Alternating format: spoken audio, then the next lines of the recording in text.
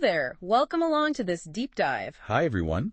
Today we're going to chat about something called financial literacy. Yeah, sounds a bit grand, doesn't it? But it's really just about understanding money. Exactly. In a really simple way, like we're talking about pocket money. Right. Just getting to grips with money and, how to use it sensibly. We'll use easy examples you already know. Okay, so where do we start? Well, first off, you need to know about the money you get. We call this income. Right. Income. So that's like your weekly pocket money. Precisely. Or maybe money you get for your birthday. Or perhaps if you do some chores around the house. Got it. Any money that comes your way. Yeah. And then on the other side, there's the money that goes out. Which we call expenses. That's the one. Expenses. It's basically everything you spend your money on. Like buying sweets or a comic or maybe saving up for a new game. Exactly that. Or even just putting some money aside. Knowing where it all goes is, well, it's really the first step, isn't it? It really is. It's easy for money to just sort of disappear if you're not paying attention. It does. So knowing your income, what comes in, and your expenses, what goes out, helps you see the whole picture. Okay, that makes sense. What comes after knowing what comes in and goes out? Well, a really important bit is saving. Ah, the piggy bank. Haha. Yeah, exactly. Saving is just putting a bit of your money aside for later, not spending everything you get straight away. Right. Maybe you're saving for something specific, like a bigger toy or a day out. Could be.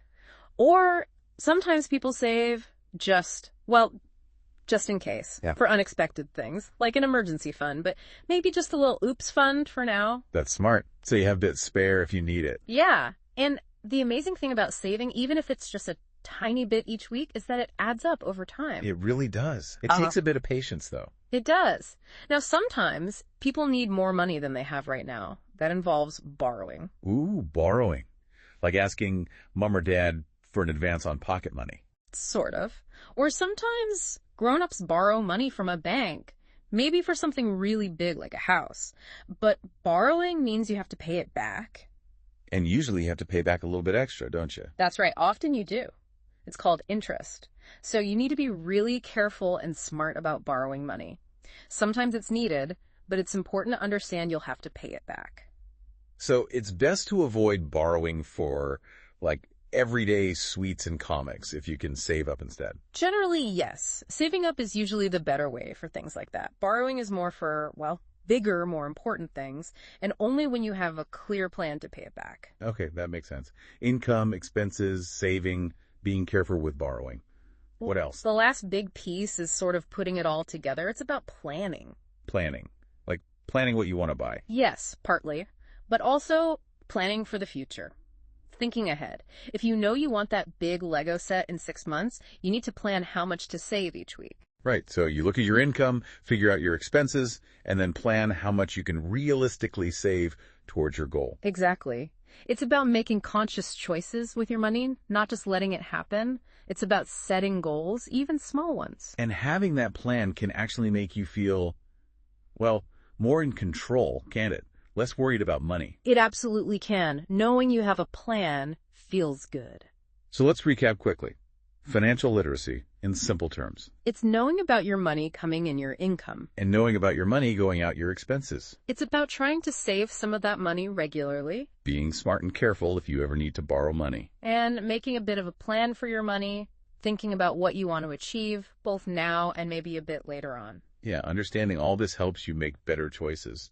And like you said, feel a bit more secure and confident about managing your own money. Definitely. And here's a final little thought, sort of linking back to saving.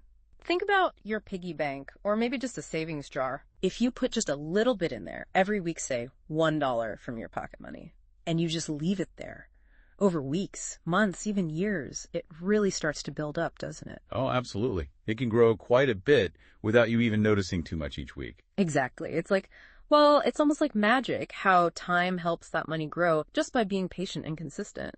Starting early, even small, makes a big difference later on. That's a great way to think about it. The power of starting now. It really is. So keep learning, keep asking questions, and keep talking about money. It's not scary. It's just something to understand. Definitely. We hope this little chat helped make things a bit clearer. Yeah. Hope it was useful.